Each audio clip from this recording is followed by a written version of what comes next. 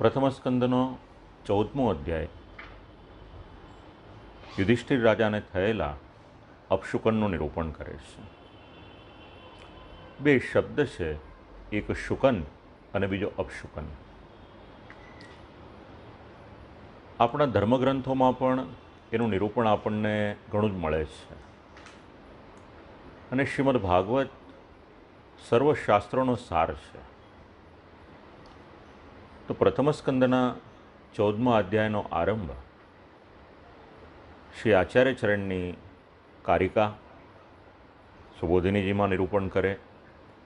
એવં હિ ધૃતરાષ્ટ્રસ્ય મુક્તિમુક્ત્વા ત્રયોદશે પાંડવાના મતોદ્વાભ્યામ હેતુપૂર્વ મુદીર્યતે. ધૃતરાષ્ટ્રની મુક્તિની પછી યુધિષ્ઠિર રાજાને થઈ રહેલા અપશુકનનું નિરૂપણ છે. આરંભ કરે છે સંપ્રસ્થિતે દ્વારકાયામ જિષ્ણૌ બંધુદિદૃક્ષયા જ્ઞાતુમ ચ પુણ્યશ્લોકસ્ય કૃષ્ણસ્ય ચ વિચેષ્ટિતમ. ભગવાન શ્રી કૃષ્ણ શ્રી દ્વારિકા નગરીમાં પધાર્યા. દ્વારકામાં પોતાના પરિચિતો, પોતાના બંધુઓ આ બધા કેમ છે એ જાણવાને માટે યુધિષ્ઠિર રાજાએ પોતાના ભાઈ અર્જુનને ત્યાં આગળ મોકલ્યા છે. દ્વારકામાં બધા શું કરતા હશે આવો એક વિચાર આવ્યો. અને અર્જુનજી દ્વારકામાં જાય તો કોઈ પ્રકારની ચિંતા હતી નહીં, કારણ એમના સસરાનું સ્થાન હતું. અને જમાઈ જ્યારે સસરાને ત્યાં જાય તો કોઈ પ્રકારની ચિંતા હોય નહીં. ત્યાં ગયા. બીજું કોઈ કલહ માટે, યુદ્ધ કરવા માટે નહોતા ગયા, બધાને મળવાને માટે ગયા હતા. સંબંધીઓને મળવા ગયા છે. ત્રીજું, ભગવાન શ્રી કૃષ્ણનું ચરિત્ર કેવું છે એ જાણવાને માટે ગયા છે. એટલે ચિંતાનું કોઈ કારણ ન હતું, પ્રયોજન ન હતું. પણ આમ કરતાં કરતાં 7 માસનો સમય વ્યતીત થઈ ગયો. યુધિષ્ઠિર રાજા ઘણું આગળનું વિચારી શકે છે. પાંડુ રાજાના પુત્ર છે, દીર્ઘદ્રષ્ટિવાળા છે. જોયું કે અપશુકન થવા લાગ્યા છે, એનું પરિણામ સારું નહીં આવે. ભય ઉત્પન્ન કરનારા આ બધા અપશુકન હતા. હવે એક એક શ્લોકમાં જે અપશુકન થયા છે એનું નિરૂપણ કરવાની શરૂઆત કરી. દદર્શ ઘોર રૂપાણી નિમિત્તાની કુરુદ્વહાહા. કેટલાક માસ થઈ ગયા, યુધિષ્ઠિર રાજા અપશુકન જુએ છે. કેવા છે એટલે કહ્યું ઘોર રૂપાણી. હવે શ્રીમદ ભાગવતમાં અત્યારના સમયે આપણને જે દેખાઈ રહ્યું છે એનું નિરૂપણ કંઈક માત્રામાં આપણને આ બધા શ્લોકોમાં મળશે. કાલસ્ય ચ ગતિમ રૌદ્રામ વિપર્યસ્તુ ધર્મિણા પાપીયસીમ નૃણામ વાર્તામ ક્રોધ લોભા ઋતાત્મનામ. પરિસ્થિતિ કેવી થઈ હતી? કાળની ગતિ દોષવાળી થઈ હતી. સત્પુરુષો આવી ગતિની નિંદા કરે છે, પ્રશંસનીય નથી. લોકોની જે આજીવિકા હતી એ પણ શાસ્ત્રના મત મુજબ ન દેખાય, પણ દુષ્ટ આજીવિકા દેખાવા લાગી. પાપી યસીમ નૃણામ વાર્તામ ક્રોધ લોભા ઋતાત્મનામ. ક્રોધ અને લોભ એનો અનુભવ રાજા યુધિષ્ઠિરને થઈ રહ્યો છે. અત્યારના આપણને સમાજમાં આ એક એક શબ્દો એ સહજ રીતે દેખાઈ રહ્યા છે. જિહ્મપ્રાયમ વ્યવહૃતમ શાઠ્યમિત્રંચ સૌહૃદમ પિતૃ માતૃ સુરજભ્રાતૃ દંપતીનામ ચ કલ્કનમ. આ ચોથો શ્લોક. આ ચોથા શ્લોકમાં બુદ્ધિનો જે દોષ છે એનું નિરૂપણ કર્યું છે. બે પ્રકારની બુદ્ધિ સમજાવી. એક નિશ્ચયાત્મિકા એટલે નિશ્ચય કરવાવાળી બુદ્ધિ છે, અને બાકી પ્રાણીઓમાં સ્નેહ ઉત્પન્ન કરનારી એ બીજા પ્રકારની બુદ્ધિ સમજાવી. હવે બહારની ચેષ્ટા જેવી હોય એ પ્રમાણે પણ ક્યારેક બુદ્ધિ કેવી છે એનું અનુમાન થઈ શકે. પણ જે લોકો કુટિલ છે, જે લોકો સજ્જનની કક્ષામાં આવતા નથી, એમના મનમાં એમની બુદ્ધિ કેવી છે એ પામવું ખૂબ જ અકળ છે. એનું ક્યારેય પણ કોઈ પણ અનુમાન ન કરી શકે કે એ વ્યક્તિના મનમાં શું ચાલે છે. અંદર અંદર કલહ દેખાવા લાગ્યા. કલહ એટલે કેવો? નાની નાની વાતમાં ઝઘડા થવા લાગે, એકબીજાની સાથે છેતરપિંડી કરવા લાગે, અને પારકાની સાથે તો કરે જ, પણ આ શ્લોકમાં ઉત્તરાર્ધમાં સમજાવે છે ચોથો શ્લોક, પિતૃ માતૃ સુહૃદ ભ્રાતૃ અને દંપતી નામ. પિતાને પુત્રની સાથે નથી બનતું, પુત્રને પિતાની સાથે નથી બનતું. પિતાની સાથેનો વ્યવહાર, માતાની સાથેનો વ્યવહાર, સંબંધીની સાથેનો વ્યવહાર, સગા ભાઈની સાથેનો વ્યવહાર, અને એનાથી પણ આગળ શબ્દ મૂક્યો દંપતી નામ, એટલે પતિ પત્નીને પણ એકબીજાની સાથે બનતું ન હતું. આવું કંઈક યુધિષ્ઠિર રાજાએ અનુભવ્યું. આ બધા સંબંધો એવા છે કે જ્યાં પરસ્પરમાં એકબીજાની સાથેનો ખૂબ જ ગાઢ સ્નેહ હોવો જોઈએ. સ્નેહની વાત તો બહુ દૂર રહી, એના બદલે એકબીજાની સાથે લડતા હોય, એકબીજાની સાથે ઝઘડા કરતા હોય, કલહ કરતા હોય, અને કલકનમ સતત એમની વચ્ચે ક્લેશ થવા લાગ્યો. આ શબ્દ મારા પિતાજી સમજાવતા હતા, કલિહિ કલહ કલહ ક્લેશ. કલીની સાથે જ કલહ અને ક્લેશ આ બંને જોડાયેલા છે. પતિ પત્નીને માટે શબ્દ પ્રયોગ કર્યો છે દંપતી. પતિનું અડધું અંગ એની પત્ની. પણ યુધિષ્ઠિર રાજાએ આજથી હજારો વર્ષ પહેલાં એવું અનુભવ્યું કે પતિ પત્નીની વચ્ચે પણ મેળ રહ્યો નહીં અને કલહ કરવા લાગ્યા. આજે પણ અત્યારના આપણને વિશ્વમાં આ જ દેખાઈ રહ્યું છે. એમાં પણ ખાસ કરીને જ્યારે આ કોરોનાની પરિસ્થિતિ છે, લોકડાઉનની પરિસ્થિતિ છે, અને સતત સાતત્ય પતિ પત્નીનું રહેશે, તો શાસ્ત્ર એવો સિદ્ધાંત સમજાવે છે કે અત્યંત સાથે રહેવું, એમાં પણ પછી ગુણને બદલે દોષ દેખાવા લાગે છે. ભાગવતના 10મા સ્કંદમાં એના માટેનું એક વાક્ય છે. તો પતિ પત્ની જે એકબીજાની સાથે જોડાયેલા હોય, એકબીજાના પૂરક હોય, યુધિષ્ઠિર રાજાએ જોયું કે એમની વચ્ચે પણ કલહ થવા લાગ્યો, કોઈને કોઈ પ્રકારનો ઝઘડો થવા લાગ્યો. યુધિષ્ઠિર રાજા આ બધા દર્શન કરે છે, જુએ છે આ બધું. નિમિત્તાન્યતિષ્ઠાની કાલે ત્વનુગતે નૃણામ લોભાદ્ય ધર્મ પ્રકૃતિમ પૃષ્ટો વાચા રુજમ નૃપાહ. લોભ વગેરે અધર્મો ખૂબ જ સ્વાભાવિક રીતે લોકોમાં આવી ગયા હતા.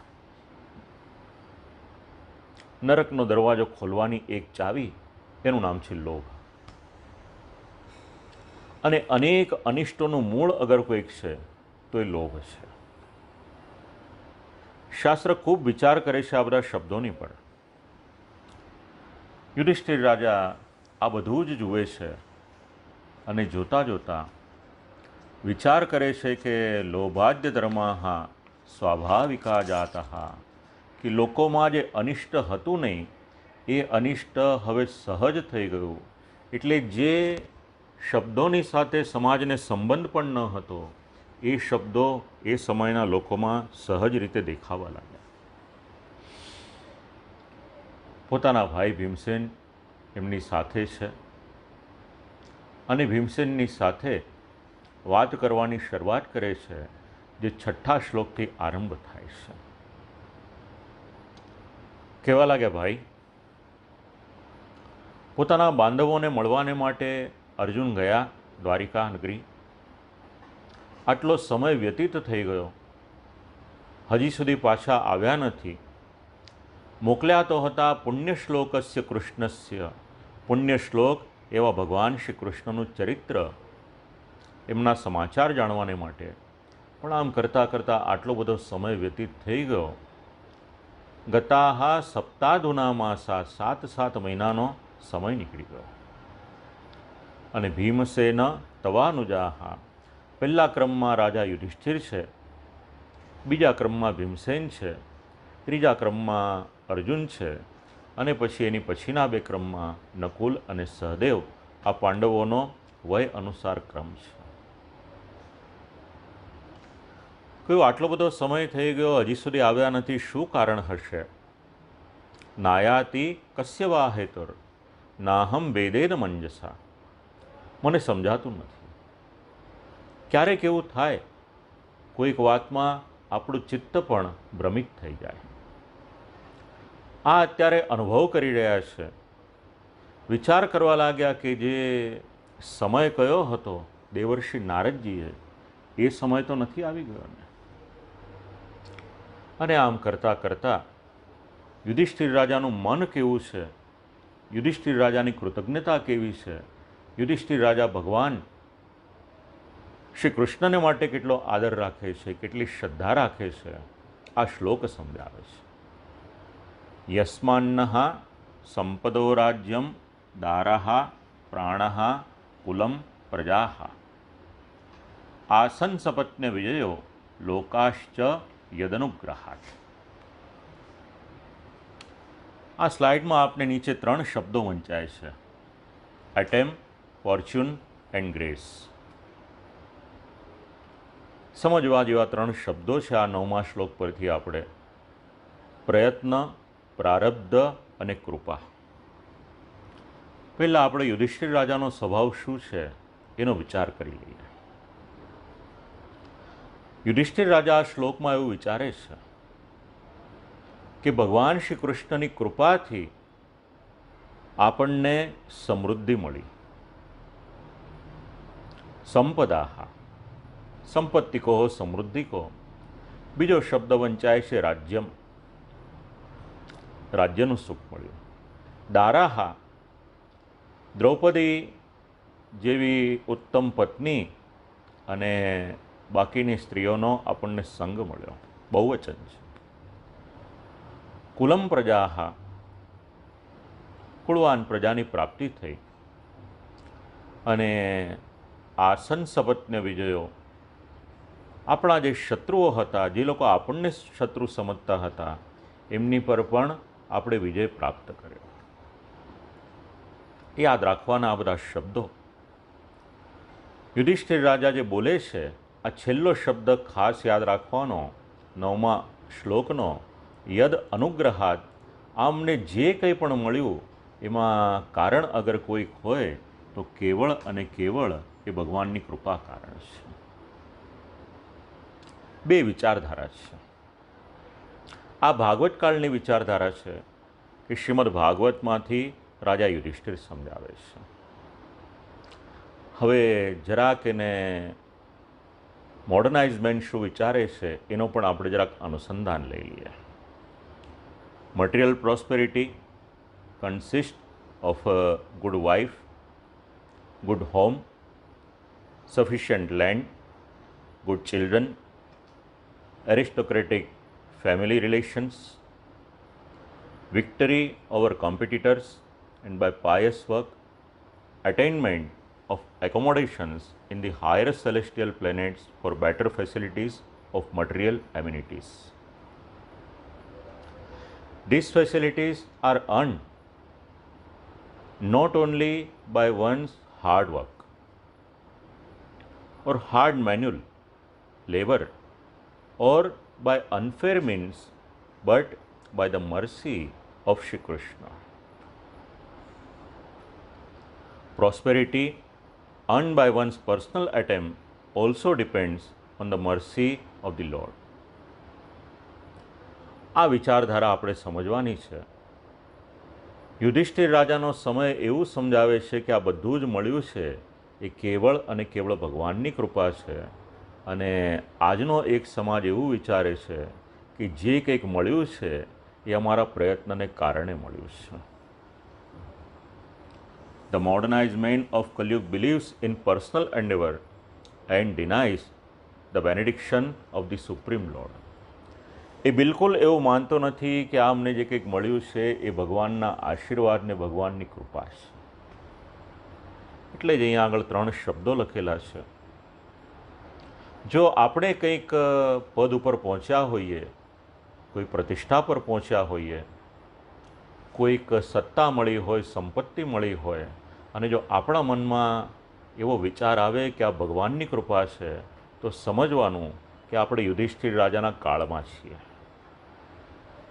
પણ જો એના બદલે આપણે એવો વિચાર કરીએ કે આ કેવળ અને કેવળ મારા પ્રયત્નથી મળ્યું, તો સમજવાનું કે જે કલયુગના લક્ષણ બધા યુધિષ્ઠિર રાજાને દેખાઈ રહ્યા છે એ કલયુગ આપણામાં પણ પ્રવેશ કરી ચૂક્યો છે. As far as Vedic Shastras are concerned, the ultimate sanction of all success rests in the hands of the Supreme Lord. એક બાજુ મોડર્નાઇઝ વિચારધારા છે, બીજી બાજુ શાસ્ત્ર છે. એક વર્ગ એવું માને છે પ્રયત્નથી મળ્યું, પણ શાસ્ત્ર અને એમાં પણ આ 9મો શ્લોક એવું સમજાવે છે પ્રયત્ન તો આપણે કરવાનો છે જ, નીતિશાસ્ત્રનું વચન છે, પણ એની સાથે સાથે જે મળે છે એ ભગવાનની કૃપાથી મળે છે. 15મા અધ્યાયમાં તો ડગલે ને પગલે આપણને આ વાત અર્જુનજી જ્યારે વિચાર કરશે એમાં સમજવા મળશે. અહીંયા આગળ એટલા માટે જરાક વિચાર કરી લીધો કે આગળ આપણને સમજવાને માટે અનુકૂળતા રહેશે. પ્રારબ્ધ. મહાભારતમાંની ખૂબ ચર્ચા છે અને શ્રીમદ ભાગવતના પ્રથમ સ્કંદના 7મા અધ્યાયથી લઈ અને 15મા અધ્યાય સુધીના ઘણા બધા પ્રસંગો મહાભારતની સાથે ગાઢ રીતે જોડાયેલા છે. યુધિષ્ઠિર રાજા એક કરીને એક એમને અપશુકન થવા લાગ્યા. આવે પશ્યોત્પાતાન રવ્યાગ્ર દિવ્યાન ભૌમાન સદૈહિકાન. અનિષ્ટને સૂચવનારા અપશુકન એને ઉત્પાત એ નામથી ઓળખાવ્યા. અને એ અપશુકન આકાશના, પૃથ્વીના અને દેહના આમ 3 રીતે નિરૂપણ કરવામાં આવ્યા છે. આકાશનાને માટે અહીંયા શબ્દ લખ્યો છે દિવ્યાન, 10મો શ્લોક છે. અંગ્રેજીમાં પણ ભાષાંતર આપ લોકોને વંચાય છે, સંસ્કૃત ભાષા પણ વંચાય છે. ભૌમાન એટલે ભૂમિ પર થઈ રહેલા, અને સદૈહિકાન એટલે વ્યક્તિના શરીરમાં એ કાળની અસર કેવી થઈ હતી આવું અલગ અલગ એમને અનુભવવા લાગ્યું છે.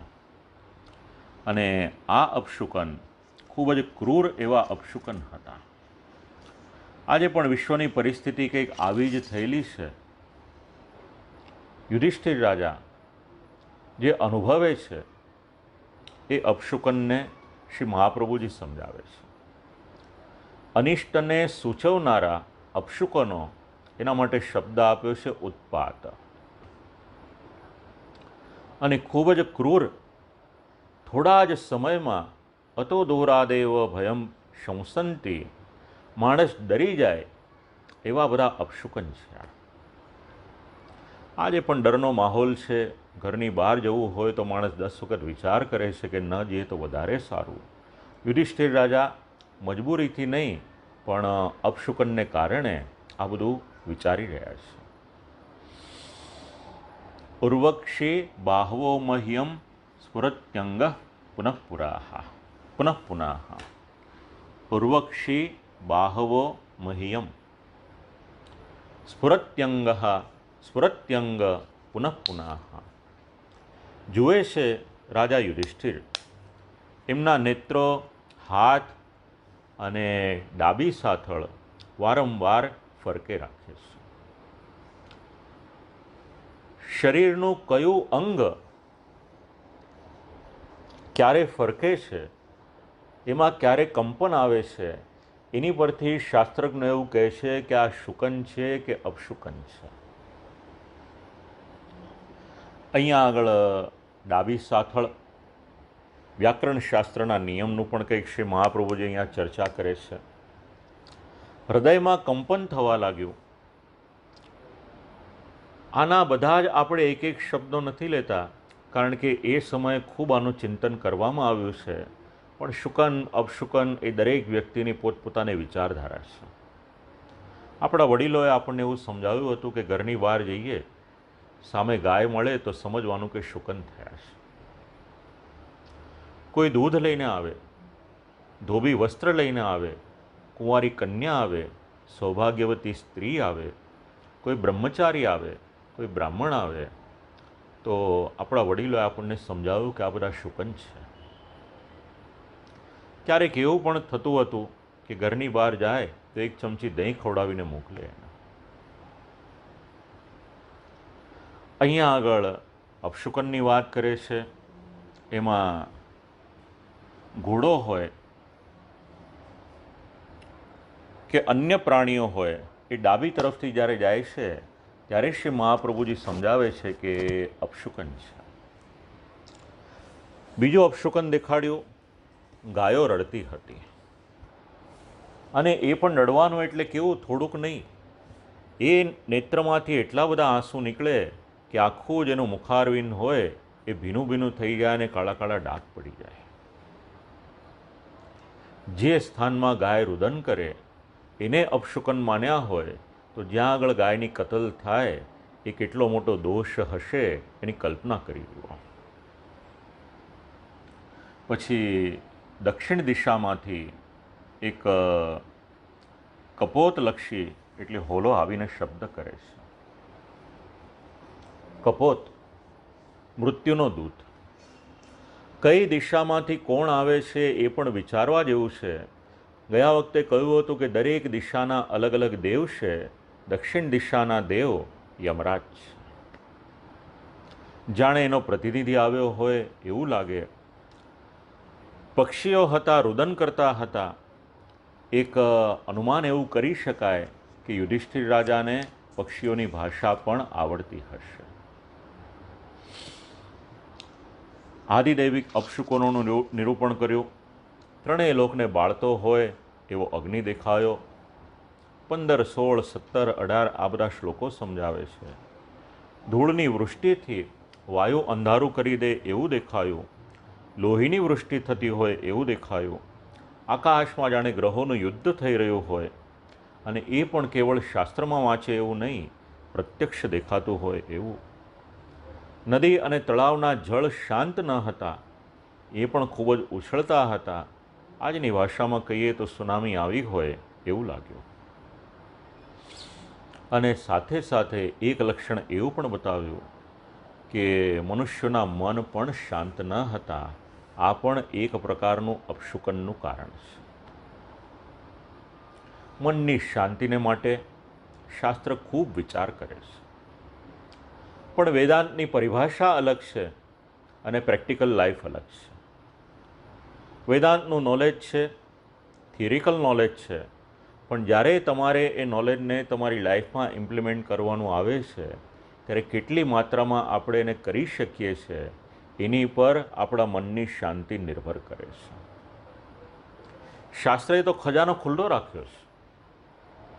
જે સમસ્યા લઈને આપણે જઈશું, શાસ્ત્ર એનું સમાધાન કરવા તૈયાર છે, પણ એ સમસ્યાને આપણું મન કેટલું સ્વીકારે છે આ એક બહુ મોટો પ્રશ્ન છે.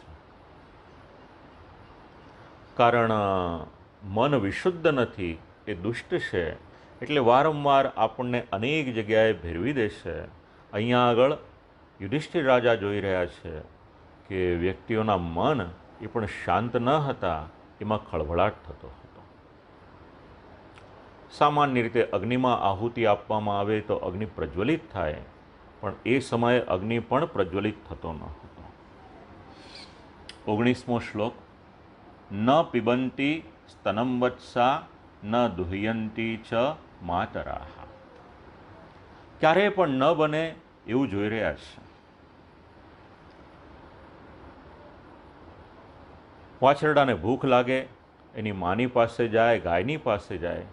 અહીંયા વાછરડું ભૂખ્યું હોય છે, એ છતાં પણ એની માના આવમાંથી દૂધનું પાન કરતું નથી. અને ગાયના આવમાં ઘણું દૂધ હોય છે, એ છતાં પણ એ ગાય પોતાના વાછરડાને દૂધ આપતી નથી. રુદન કરી રહી છે ગાય.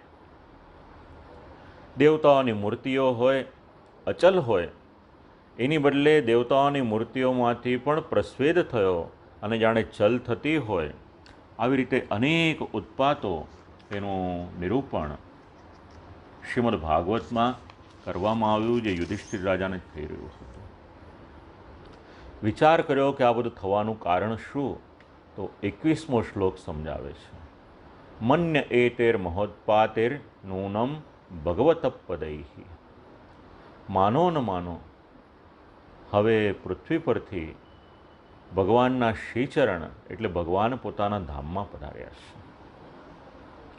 અત્યાર સુધી પૃથ્વીનું સૌભાગ્ય હતું કે ભગવાનના શ્રીચરણથી અલંકૃત હતી, પણ હવે પૃથ્વી ભગવાનના શ્રીચરણ અને એના ચિહ્નોથી અલંકૃત નથી, માટે પૃથ્વી પર આટલા બધા અનિષ્ટ એ દેખાઈ રહ્યા છે. વાત જરા સમજવા જેવી છે. જે કાળમાં ભગવાન ભૂતલ પર બિરાજતા હતા, એ કાળમાં કોઈ પણ પ્રકારનું ક્યાંય પણ અનિષ્ટ હતું નહીં. આજે વિશ્વમાં આટલું બધું દુઃખ આવ્યું ક્યાંથી? પ્રત્યક્ષ રીતે ભગવાન બિરાજમાન નથી, અને જેમ જેમ માણસો અધર્મ કરતા ગયા, પાપ કરતા ગયા, પાપનું ફલ એનું નામ દુઃખ છે. જેમ જેમ પાપ વધારે ને વધારે વધે છે, એમ વિશ્વ પર વધારે ને વધારે દુઃખ આવતું જાય છે. આ કલિયુગનો એક બહુ મોટું લક્ષણ છે. આ બધું જ જ્યારે સમજાયું, એનું કારણ શું? તો કારણ સમજાવ્યું. યુધિષ્ઠિર રાજાની પાસે દ્રષ્ટિ હતી. એ દ્રષ્ટિ કેવી? તો એનું નામ કહ્યું છે જ્ઞાન દ્રષ્ટિ. દૃષ્ટ્વા રિષ્ટેન ચેતસા, કોઈ સામાન્ય દ્રષ્ટિ ન હતી. આજની ભાષામાં આપણે વિચાર કરવો હોય તો એવું વિચારી શકાય, કોઈની પાસે એની સિક્સ સેન્સ એટલી બધી જાગૃત હોય કે એને બધી વસ્તુની સમજણ પડી જાય. તો યુધિષ્ઠિર રાજા આ જીવન ધર્મની સાથે જોડાયેલા છે. જ્ઞાન દ્રષ્ટિ જાગૃત થઈ હતી. જે અનિષ્ટ હતું એ બધું જ એમણે પોતાની જ્ઞાન દ્રષ્ટિથી જાણી લીધું. અને હજી તો આ બધો વિચાર કરતા હતા, ત્યાં તો રાજ્ઞઃ પ્રત્યાગમત બ્રહ્મન યદ પૂર્યા કપિધ્વજા. છેલ્લી લાઈન જે આપ લોકોને વંચાય છે, એટલે 22મા શ્લોકનો ઉત્તરાર્ધ. દૂરથી જોયું, અર્જુન પાછા આવી રહ્યા છે.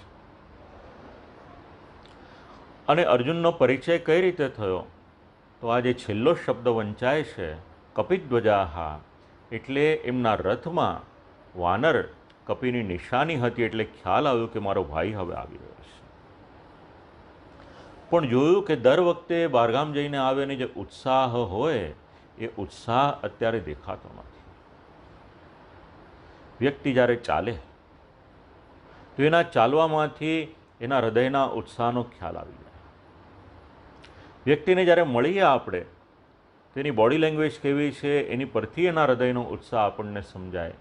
વ્યક્તિને જ્યારે આપણે મળીએ, એની સાથે વાતચીત કરીએ, તો એના મુખની આકૃતિ કેવી છે, એની પર ચિંતાના ભાવ છે કે નહીં, એની પરથી એ વ્યક્તિના હૃદયની વેદના સમજનાર માણસ હોય તો તરત પકડી પાડે. અને રાજા યુધિષ્ઠિર જ્ઞાન દ્રષ્ટિ જાગૃત થઈ હતી. ખ્યાલ આવી ગયો કે મારો ભાઈ આવ્યો છે ખરો, પણ એના ચાલવા પરથી પકડી લીધું કે દર વખતે આવે એ રીતના નથી આવ્યો. અત્યારના કંઈક અનિષ્ટ થયું હોય. અર્જુન આતુર પણ દેખાય છે અને દુબળો પણ દેખાય છે. અધો વદનબિંદુન સૃજંતમ નયનાબ્જયો. આ 23મા શ્લોકનો છેલ્લો શબ્દ નયનાબ્જયો. સામાન્ય રીતે આંખની સાથે કમળ શબ્દ કેવળ ભગવાનને માટે જ ઉપયોગમાં લેવામાં આવે છે. જે શ્રોતાઓ શ્રીમદ ભાગવત પધરાવીને શ્રવણ કરે છે એના ભાષાંતરમાં જોશે તો કદાચ શબ્દ લખેલો હશે, આ નયનાબ્જયો શબ્દ શ્રી મહાપ્રભુજી સમજાવે છે. અર્જુનના નેત્રમાંથી જળના બિંદુઓ પડ્યા છે. દુઃખ પ્રકટ કરવાની ઈચ્છા ન હતી, પણ આંખ દ્વારા એમનું દુઃખ પ્રકટ થઈ ગયું. આપણા આંખના હાવભાવ આપણા મનનો આનંદ અને મનની વ્યથા આ બંનેનું પ્રતિબિંબ તરત પાડી દેશે. હૃદયમાં ખૂબ આનંદ હોય તો એ પણ આંખમાંથી દેખાય, અને ખૂબ ક્લેશ હોય તો એ પણ આંખમાંથી તરત જ દેખાઈ જાય. નેત્રમાં જળ રોકી રાખ્યું હતું કે આંસુ ન પડે તો સારું, પણ એની જાતે જ આંસુ પડવા લાગ્યા. એટલા માટે શબ્દ પ્રયોગ કર્યો છે નેત્ર કમળ. કમળ એનો ગાઢ સંબંધ જલની સાથે છે. હવે પૂછવાની શરૂઆત કરી છે પ્રશ્ન કે ભાઈ શું થયું? યુધિષ્ઠિર રાજા 25મા શ્લોકથી પ્રશ્ન પૂછે છે. કચ્ચિદ આનર્તપૂર્યામ્નઃ સ્વજનાઃ સુખમાસતે. કચ્ચિદાનર્તપૂર્યામ્નઃ સ્વજનાઃ સુખમાસતે. હવે યાદવોના 6 પ્રકાર એટલે મધુ, ભોજ, દાશાર્હ, સાત્વક, અંધક અને વૃષ્ણિ આમના નામ પૂછ્યા છે. કે આ બધા જ પ્રકારના યાદવો એ આનંદથી બિરાજે છે કે નહીં? અને પછી એક એક કરીને બધાના કુશળ મંગળ પૂછે છે. એમાં સૌથી પહેલું નામ લીધું છે 26મા શ્લોકના પહેલા 2 શબ્દ શૂરો માતામહા. આપણા માતામાં, આજની ભાષામાં જેને નાના કહેવાય, પૂછ્યું કે એ મજામાં છે કે નહીં? તો એમનું નામ પહેલાં શેને માટે લીધું? તો શ્રી મહાપ્રભુજીએ શાસ્ત્રનું વચન આપ્યું ત્યાં આગળ કે સૌથી વૃદ્ધ છે, માટે સર્વપ્રથમ અગર કોઈકના સમાચાર પૂછ્યા છે તો પોતાના માતામહના સમાચાર પૂછ્યા છે. પરિવારમાં કોઈના કુશળ મંગળ પૂછવાના હોય તો ક્રમ કયો હોવો જોઈએ? આ શ્લોકો પરથી આપણને સમજ પડે છે. પછી આનક દુંદુભી વસુદેવજીને માટે પ્રશ્ન પૂછ્યો. જ્યારે વસુદેવજીનો જન્મ થાય છે ત્યારે આનક અને દુંદુભીના નાદ થયા હોય છે, માટે એમના માટે એક શબ્દ આનક દુંદુભી એ પ્રમાણે પણ કહેવામાં આવે છે. બલભદ્રજીમાં ભગવાનનો આવેશ છે, એમના કુશળ મંગળ પૂછ્યા છે. અને આમ કરતાં કરતાં ભગવાનને માટેના કુશળ મંગળ પૂછ્યા કે ભગવાન આનંદમાં બિરાજે છે કે નહીં. ભગવાન ગોવિંદ આપણા સર્વના ઇન્દ્ર છે. શેને માટે બિરાજમાન હોય છે ભગવાન? શેને માટે ત્યાં આગળ બધા પ્રશ્ન પૂછી રહ્યા છે? પરિવારના સદસ્યોના બધા પ્રશ્ન પૂછ્યા, ભગવાનના પરિવારના પ્રશ્ન પૂછ્યા. અને આમ કરતાં કરતાં આ બધા પ્રશ્નો પૂછવાનું પ્રયોજન 34મા શ્લોકમાં અને 35મા શ્લોકમાં સમજાવ્યું. ભગવાનને માટે 3 શબ્દ આપ્યા છે. ભગવાન, ગોવિંદ, બ્રહ્મણ્ય, અને ચોથો શબ્દ આપણને મળે છે એનું નામ છે ભક્તવત્સલ. ભગવાન કેવા છે? શબ્દ આગળ સમજાવ્યો છે ભગવાને, એટલે પછી એના માટેનો કોઈ વિચાર નથી કરતા. બીજો શબ્દ છે ગોવિંદ. 10મ સ્કંદમાં જ્યારે ગોવર્ધન લીલા કરી છે એના અનુસંધાનમાં આ ગોવિંદ શબ્દ મળે છે. ગાયોનું રક્ષણ કરનાર અગર કોઈક છે તો ભગવાન શ્રી કૃષ્ણ છે. એના અનુસંધાનમાં પણ ગોવિંદ શબ્દ છે. એની પછીનો શબ્દ છે બ્રહ્મણ્ય. એટલે ભગવાન બ્રાહ્મણોના રક્ષક છે. ગાય અને બ્રાહ્મણોના રક્ષક એવા ભગવાન કાયમ એમનું રક્ષણ કરવાને માટે તત્પર હોય છે. ખૂબ મહત્ત્વનો શબ્દ છે. એક સમય એવો હતો કે જે વ્યક્તિ સમાજમાં જ્ઞાન આપે છે, જે વ્યક્તિ સમાજમાં પોતાનું કોન્ટ્રીબ્યુશન આપે છે, એ આખા જ સમાજને જ્ઞાન વિતરણ કરનારની એક પ્રતિષ્ઠા હતી. ભગવાન એમનું રક્ષણ કરે, ક્ષત્રિય સમાજ એમનું રક્ષણ કરતો હતો, બ્રહ્મણ્ય. અને ભગવાનનો સ્વભાવ કેવો? એટલે કહ્યું ભક્તવત્સલાહા. ભગવાન પોતાના ભક્તોને માટે વાત્સલ્યવાળા સ્વભાવવાળા છે. 35મો શ્લોક. આ બધા પ્રશ્ન પૂછવાનું પ્રયોજન શું? તો લોકોના મંગલ, કલ્યાણ, ઉત્પત્તિ ઇત્યાદિને માટે આ બધા પ્રશ્નો પૂછી રહ્યા છે. ભગવાન દ્વારિકા નગરીમાં બિરાજે છે, તો દ્વારિકાના નગરજનોનું કલ્યાણ કરવાને માટે બિરાજે છે. સિદ્ધાંત જરા સમજવા જેવો છે. તમારા ને મારા ઘરમાં શ્રી ઠાકોરજી બિરાજે છે. આપણું કંઈક સુકૃત હશે. શ્રી ઠાકોરજી તમારું ને મારું કલ્યાણ કરવાને માટે આપણા ઘરમાં બિરાજે છે. ભાગ્યશાળી છે પુષ્ટિ સૃષ્ટિ. વાત જરા વિચારવા જેવી છે. મને શબ્દ યાદ આવ્યા અત્યારે ન્યૂ જર્સીમાં યતીશભાઈ અને ચંદાબેનના. એમણે સંદેશ મોકલ્યો મારી પત્નીની સાથે 2 દિવસ પહેલાં કે શક્ય હોય તો શાસ્ત્રીજીને કહેજો કે એક વાતનો ઉલ્લેખ કરે.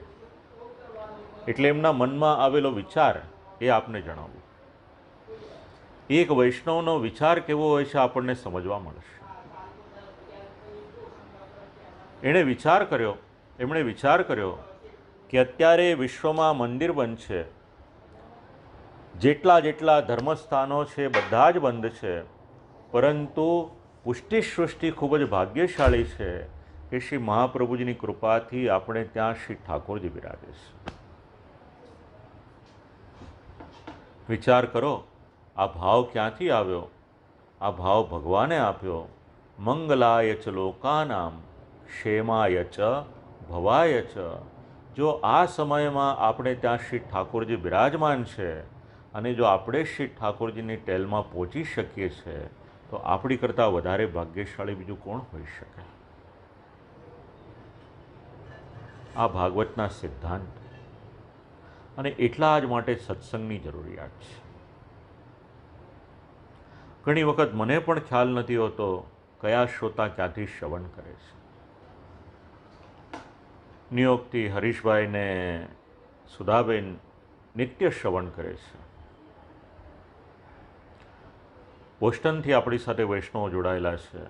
મેરીલેન્ડથી કલ્પેશભાઈ ને ધર્મિષ્ઠાબેન જોડાયેલા છે. ન્યૂ જર્સીથી યતીશભાઈ ને ચંદાબેન છે. ગઈકાલે મને ખબર પડી એટલાન્ટાથી અલ્પનાબેનને એમનો પરિવાર પણ શ્રવણ કરે છે. કેલિફોર્નિયામાં વિનોદિનીબા, આખો એમનો પરિવાર સવારના વહેલો જાગીને આ બધું શ્રવણ કરે. તો આ શેફાલીબેન હોય કે કેટલા વૈષ્ણવોને શ્રીમદ ભાગવત સુખ આપે છે. અને આ ટેકનોલોજીના કારણે ઠાકોરજીની કેટલી મોટી કૃપા આપણી બધાની પર. જો આટલા બધા સ્થાને જઈને કથા કરવાની હોય તો 5 કે 6 કે જેટલા પણ દેશના વૈષ્ણવો આ શ્રવણ કરે છે એ ક્યારે થઈ શકે? અને દરેક જગ્યાએ સુબોધિનીજીનું આયોજન થઈ પણ ન શકે, કારણ કે એ તો બધાને સમજણ પડે પણ નહીં. આ તો એકદમ 100% સોનું કહી શકીએ આપણે, કે પ્યોર અમૃત કહી શકીએ. આ શ્રીમદ ભાગવતનું કથામૃત છે. આટલા શબ્દોનો આપણને વિચાર આટલો બધો કરવા ક્યાં મળે? અને ભગવાન પ્રેરણા કરે આ ભાગવતના શ્લોક પરથી કે મંગલાય ચ લોકાનામ ક્ષેમાય ચ ભવાય ચ. આપણે તો ભગવાનના શ્રી ચરણોમાં એટલી જ વિનંતી કરીએ કે પ્રભુ, દ્વારિકામાં બિરાજમાન રહી જે સુખ આપે યાદવોને પ્રદાન કર્યું એ સુખનો કંઈક અંશ અત્યારે ભૂતલના લોકોને ખૂબ જરૂરી છે. આપની કૃપા થશે તો જ આટલી મોટી આપત્તિ આવેલી છે એમાંથી લોકો બચી શકશે. પુષ્ટિ સૃષ્ટિ ખૂબ ભાગ્યશાળી છે. શ્રી મહાપ્રભુજી અનંત કૃપા કરી છે. સાક્ષાત ભગવાનને આપણે ત્યાં બિરાજમાન કર્યા કે લે તારે ધર્મ કરીને જે મેળવવાનું છે એવું તમને પહેલાં જ આપી દઉં. આનાથી વધારે કૃપા બીજી કઈ હોઈ શકે? અનંત સખા. ભગવાન કેવા છે? જીવનમાં અનંત સુખ આપે એ પણ મિત્ર બનીને. આ ભગવાનનું ચરિત્ર છે. મળેલા સ્થાનની રક્ષા એ પણ ભગવાન કરી રહ્યા છે. પરમ આનંદનો અનુભવ દ્વારિકાના નગરવાસીઓ કરે છે. જેટલા પણ મનુષ્યો છે, જેટલા પણ પ્રાણીઓ છે, આ બધા જનું કલ્યાણ કરવાને માટે ભગવાન શ્રી કૃષ્ણ શ્રી દ્વારિકાધીશ છે દ્વારિકામાં નિવાસ કરે છે. ભગવતો યદ દ્વારકાયામ નિવસનમ તત્સર્વ પ્રાણીનામ વિશેષતો દ્વારકાવાસીનામ મંગલાય. આ સિદ્ધાંત શ્રી આચાર્ય ચરણ આપે છે. આવો એકાદ સિદ્ધાંત પણ જો હૃદયમાં ઉતરી જાય તો આપણો બેડો પાર થઈ જાય. શાસ્ત્ર પ્રમાણ આપે છે. કેટલીક નગરીઓ એવી છે કે જો પ્રભુ કૃપાથી આપણને એનું સાનિધ્ય પ્રાપ્ત થાય તો પણ મોક્ષ એ તો ખૂબ જ સહજ અને સરળ છે આ બધી નગરીઓમાં. શ્લોક આપ લોકોને વંચાઈ રહ્યો છે. અયોધ્યા, મથુરા, માયા, કાશી, કાંચી, અવંતિકા, પુરી, દ્વારાવતી ચૈવ સપ્તેતા મોક્ષદાયિકા. આ ભાગવતજીનો શ્લોક નથી, પણ આ જે 7 નગરી છે. પહેલી નગરી અયોધ્યા, શ્રી રામચંદ્રજીની દિવ્ય ભૂમિ. બીજી નગરી મથુરા છે, ભગવાન શ્રી કૃષ્ણની પ્રાકટ્ય ભૂમિ. ત્રીજી નગરી છે માયા એટલે હરિદ્વાર. 2 શબ્દ બોલી શકાય, હરિદ્વાર ને હરદ્વાર, કારણ કે ત્યાંથી જ બદ્રીનાથ પણ જઈ શકાય અને ત્યાંથી કેદારનાથ પણ જઈ શકાય. આ હરિદ્વાર નગરી. ચોથી કાશી નગરી છે, શ્રી મહાદેવજીનું સ્થાન છે. આવી રીતે કાંચીપુરમ હોય, અવંતિકા હોય કે દ્વારિકાપુરી, આ 7 નગરી, ત્યાં આગળ જો કોઈકનો નિવાસ થાય, પ્રભુ કૃપા થાય એમની પર, તો સહજ રીતે એને મોક્ષની પ્રાપ્તિ થાય. દ્વારિકામાં ભગવાનનું જીવન, ભગવાનનો નિવાસ કેવો હતો એનું નિરૂપણ કર્યું. અને આમ કરતાં કરતાં પ્રશ્ન પૂછ્યો કે ભાઈ તું પાછો તો આવ્યો, પણ તારા મોઢા ઉપર સ્વસ્થતા નથી, કોઈ તેજ નથી, શું થયું મને કહેતો ખરો? કચ્ચિત તેના મયમ તાત ભ્રષ્ટ તેજા વિભાસીને. તારા મોઢા ઉપરનું તેજ જતું રહ્યું છે. તેજ ક્યારે જાય? મહાપ્રભુજી આજ્ઞા કરે છે કે જીવનમાંથી પાપ વધે જેમ જેમ, એ પાપના કારણે તેજ જતું રહે. હવે પૂછે છે કે અર્જુન તે કયું પાપ કર્યું? જાણી જોઈને તો તું પાપ કરે નહીં. અલબ્ધમાનો અવજ્ઞાત કિંવા તાત ચિરોષિતા. હવે એક કરી અને એક એમના મનમાં કોઈ પણ પ્રકારનું પાપ થયું છે કે નહીં, યા તો ઇન્દ્રિયોનો કોઈ દોષ છે કે નહીં, એ બધું પૂછે છે. ભાઈ, તે કોઈને ન બોલવાના શબ્દો બોલીને એના હૃદયને દુઃખ આપ્યું છે, એવું થયું છે તારા જીવનમાં? અથવા તો પછી તારી પાસે કોઈ યાચક આવ્યો, એને તારે કંઈક આપવું જોઈએ, એને તે ન આપ્યું, એવું થયું છે? શાસ્ત્ર સમજાવે છે કે કોઈક યાચક આપે તો યાચકને અવશ્ય આપવું જોઈએ. તેજનો નાશ કઈ રીતે થાય? તેજો ગમનમંત શોકાત પાપાચ ભવતી. હૃદયમાં અત્યંત શોક હોય તો એના મુખનું તેજ જતું રહે. આ પહેલી વાત છે. અને બીજું, એના જીવનમાં પાપ વધે તો પાપને કારણે મોઢા પરનું તેજ જતું રહે. તેજસ્વીતા એમનેમ નથી આવતી, એના માટે પુણ્યનું ખૂબ ભાથું જોઈએ છે. શ્રી આચાર્ય ચરણ આ સિદ્ધાંત આપણને સમજાવે છે. ભાઈ, તે કોઈ ન કરવાનું કાર્ય કર્યું હોય એ તને પૂછું. કચ્ચિત્વમ બ્રાહ્મણમ બાલમ ગામ વૃદ્ધમ રોગિણમ સ્ત્રિયમ શરણો પસૃતમ સત્વમ નાત્યાક્ષી શરણ પ્રદાહ. કોનું રક્ષણ કરવું જોઈએ? તો પહેલો શબ્દ આપ્યો છે બ્રાહ્મણમ. હમણાં જ આપણે વિચાર કર્યો, બ્રાહ્મણનું રક્ષણ શેને માટે? કારણ એ પોતાનું નોલેજ પોતાની સોસાયટીને આપે છે, જ્ઞાન દ્વારા બધાને લાભાન્વિત કરે છે, માટે સર્વપ્રથમ શબ્દ મૂક્યો છે બ્રાહ્મણ. નીતિશાસ્ત્ર એવું કહે છે કે કોઈ રાજા હોય એ તો કદાચ એના દેશમાં જ એનું પૂજન થાય. સ્વદેશે પૂજ્યતે રાજા વિદ્વાન સર્વત્ર પૂજ્યતે. પણ એક વિદ્વાન હોય એ તો વિશ્વના કોઈ પણ દેશમાં જાય તો પછી લોકો એને સન્માન આપે. વિદ્વાનનું સન્માન શેનાથી? એનું શાસ્ત્ર એની પાસે હોય તો એનું સન્માન છે. અને જો શાસ્ત્ર એની પાસે ના હોય, વૈદુષ્ય મેળવે પણ એ પચવી ન શકે તો એના માટે હાનિકારક થઈ જાય. બીજો શબ્દ મૂકે છે બાલમ. નાના નાના બાળકોનું રક્ષણ કરવું એ રાજ્યકર્તાની જવાબદારી છે. આખા વિશ્વમાં આજે આ બહુ મોટો એક પ્રશ્ન છે. નાના નાના બાળકોના કિડનેપિંગ કરવામાં આવે છે અને પછી ન કરવાના કામમાં એમને જોતરી દેવામાં આવે છે. ભાગવત સમજાવે છે કે બાળકોનું રક્ષણ કરો. ત્રીજો શબ્દ છે ગામ, ગાયો. ભગવાને જ્યાં સુધી વ્રજમંડળમાં બિરાજ્યા છે, ગાયોનું નિત્ય સેવા અને સંરક્ષણ આ ભગવાનનો ક્રમ હતો. અને દ્વારકા લીલામાં પણ પ્રાતઃકાલમાં શ્રી ઠાકોરજી ગાયોનું પૂજન કરે છે. એની પછીનો શબ્દ છે વૃદ્ધમ. જે ઓલ્ડ એજના હોય એમનું રક્ષણ કરવું એ રાજકર્તાની જવાબદારી છે. અને એની પછીનો શબ્દ છે રોગિણમ. હવે અત્યારના સમયમાં જે ચાલી રહ્યું છે આખા વિશ્વમાં, આ ભાગવતનો એક શબ્દ 41માં શ્લોકનો રોગિણમ, ડિસીઝ પર્સન. જેને રોગ થયો છે એ વ્યક્તિને બરાબર રીતે સંભાળવાની જવાબદારી અગર કોઈકની છે તો એ રાજકર્તાઓ, રાજા હોય એમની જવાબદારી છે. આ ભાગવતનો થોટ પ્રોસેસ છે.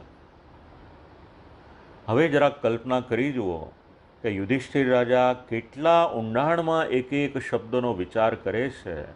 અને આ શબ્દો અત્યારના સમયની સાથે એને જરાક મૂકો તો ખબર પડે કે ભાગવત તમારા ને મારા જીવનની સાથે કેટલું જોડાયેલું છે. ઘણા દેશની સરકાર આજે આ મહામારી આવી તો પોતાના રાજ્યના લોકોનું સંરક્ષણ નથી કરી શકતી. ભાગવત કાળમાં એવું હતું કે જો આવી રીતના સંરક્ષણ ન કરે તો એ બહુ મોટો દોષ હતો. અને એની પછીનો શબ્દ મૂક્યો છે સ્ત્રીયમ. કંઈ પણ થાય, સ્ત્રીઓનું રક્ષણ અવશ્ય કરવું જોઈએ. આજે સમાજમાં આપણે વિચાર કરીએ તો અહીંયા જેટલા શબ્દ લખેલા છે એટલા શબ્દોમાંથી કેટલા દેશના રાજકર્તાઓ આ બધાનું રક્ષણ કરે છે, આ એક બહુ મોટો પ્રશ્ન આવશે.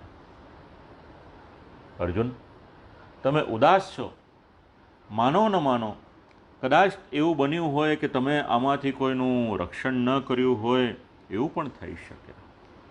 એવું કંઈક હોય તો આપ મને જણાવો. શરણપ્રદાહ, તમારે એમનું રક્ષણ કરવું જોઈએ, એમને શરણ આપવી જોઈએ. હવે ભોજન કરવાનું હોય તો એમને ભોજન કરાય કે ન કરાય, 43મો શ્લોક સમજાવે છે. જુઓ, આ શ્રીમદ ભાગવતનું ટીચિંગ્સ છે. આ શ્રીમદ ભાગવતની પાઠશાળા છે. તમને ને મને સમજાવે છે કે જીવન કઈ રીતે જીવવાનું. જો અર્જુન, કોઈક ભૂખ્યું હોય તો એને રોટલો આપવો એ આપણી જવાબદારી છે. અને એમાં પણ જે સમાજના લોકોને 2 ટંકનું ખાવાનું ન મળતું હોય અને એવા સમયે આપણે જો ભરપેટ ખાઈએ તો એમાં આપણી શોભા નથી. કોઈ વૃદ્ધ હોય, કોઈ બાળક હોય, એને ભૂખ લાગી હોય તો પહેલાં એમને ભોજન કરાવો. આપણું શાસ્ત્ર પણ આ વાત સમજાવે છે. કોઈ સત્કર્મ કરીએ આપણે ત્યાં અને પછી જ્યારે બ્રાહ્મણ ભોજન કરાવવાનું હોય તો એની પછી સર્વપ્રથમ ભોજન કોને કરાવવાનું? ત્યાં આગળ શાસ્ત્ર એવું સમજાવે છે કે વૃદ્ધો હોય કે નાના નાના બાળકો હોય એમને પહેલાં ભોજન કરાવો. અર્જુન, તમે તમારું આવું કોઈ કર્તવ્ય ચૂક્યા હો એના કારણે રડી રહ્યા છો? આમ કરતાં કરતાં ઘણું બધું એમને પૂછી રહ્યા છે કે અર્જુન, શું કારણ છે, આપ મને જણાવો. જુઓ અર્જુન, આપણી પાસે કોઈક આવ્યું હોય, દેવતા હોય, પિતૃ હોય, મનુષ્ય હોય, ભિક્ષુ હોય કે અતિથિ હોય, આ વિદુરજીનો આપેલો શ્લોક છે વિદુર નીતિમાં. દેવતાઓનું કાયમ પૂજન કરવું, પિતૃઓનું પૂજન કરવું, મનુષ્યનું પૂજન કરવું, યાચક આવે એનું પૂજન કરવું ને અતિથિ એ આપણે બોલીએ છીએ, આ બધા શ્લોકો આપણા સંસ્કૃતિમાં વણાયેલા છે. પૂછે છે રાજા યુધિષ્ઠિર કે અર્જુન, તમે આમાંથી કંઈક ચૂક્યા હો તો જણાવો મને. એવું તો નથી થયું ને કે કોઈ અનીતિનું કાર્ય કર્યું હોય? કચ્ચિત પ્રેષ્ઠ તમે નાથ હૃદયે નાત્મબંધુના. અને આમ કરતાં કરતાં પૂછ્યું કે અર્જુન, હવે મારા પ્રશ્નનો જવાબ આપો. એવું તો નથી થયું ને કે ભગવાન આ ભૂતલનો પરિત્યાગ કરીને જતા રહ્યા? મન ભરાઈ આવ્યું. ભક્તનું મન ક્યારે ભરાય? જ્યારે પોતાના સ્વામીનો વિયોગ થાય ત્યારે ભક્તનું મન ભરાઈ આવે. ભક્તના આંસુ ક્યારે નીકળે? જ્યારે એને અત્યંત વિરહ તાપ થાય ત્યારે એની આંખમાંથી આંસુ નીકળે છે. ભક્ત જે દિવસે પોતાના સ્વામીનું કંઈક જળવાય નહીં અથવા તો પોતાના સેવ્ય સ્વરૂપ એમાં કંઈક ખામી રહી જાય પોતાની સેવામાં, તેના મનમાં બેચેની રહે. રાજા યુધિષ્ઠિર પૂર્ણ રીતે ભગવાનને સમર્પિત જીવન જીવે છે. જો કદાચ ભગવાન આ લોકને છોડીને પધાર્યા હોય, એના કારણે તમારું ચિત્ત આ રીતે વ્યગ્ર થયું હોય, રડતા હો, માનો ન માનો, મને એવું જ લાગી રહ્યું છે એના કારણે આ તમારા મોઢા પરનું તેજ જતું રહ્યું છે. આવા અનેક પ્રકારના પ્રશ્ન પૂછ્યા છે અને એ પ્રશ્નોનો જે જવાબ છે એનું નિરૂપણ શ્રીમદ ભાગવતનો પ્રથમ સ્કંદનો 15મો અધ્યાય સમજાવે છે. પોતાના પ્રિય હોય એ પ્રિયનો જ્યારે વિયોગ થાય છે ત્યારે ભલે પુરુષ હોય પણ એ પુરુષના હૃદયની પીડા કેવી છે, એની વેદના કેવી છે અને મૈત્રી ભાવ કેવો હોય, આત્મીયનો ભાવ કેવો હોય, એનું આખું જ ચિત્ર જ્યાં ડગલે ને પગલે ભગવાનની કૃપા થઈ છે એ કૃપા અને બીજી તરફ અર્જુનજીના હૃદયમાં રહેલો જે તાપ છે, ક્લેશ છે, વિષાદ છે, એનું નિરૂપણ શ્રીમદ ભાગવતનો પ્રથમ સ્કંદનો 15મો અધ્યાય કરે છે. આવતા સત્રનો જ્યારે આપણે આરંભ કરીશું ત્યારે અર્જુનજી આ પ્રશ્નોનો ઉત્તર આપવાની શરૂઆત કરે છે. એ પ્રશ્નના ઉત્તરથી આપણે આવતું જે સત્ર છે આપણું શનિવારનું, એનો આરંભ કરીશું. આજના સત્રને આપણે અહીંયા જ વિરામ આપીએ અને શ્રી ઠાકોરજીને વિનંતી કરીએ કે પ્રભુ આજની વાણીને કૃપા કરી અને આપ સ્વીકારો, એટલો અનુગ્રહ અમારી પર કરો, એટલી વિજ્ઞપ્તિ શ્રી ઠાકોરજીના શ્રીચરણમાં કરી અને આજની વાણીને અહીંયા વિરામ આપીએ. અસ્તુ.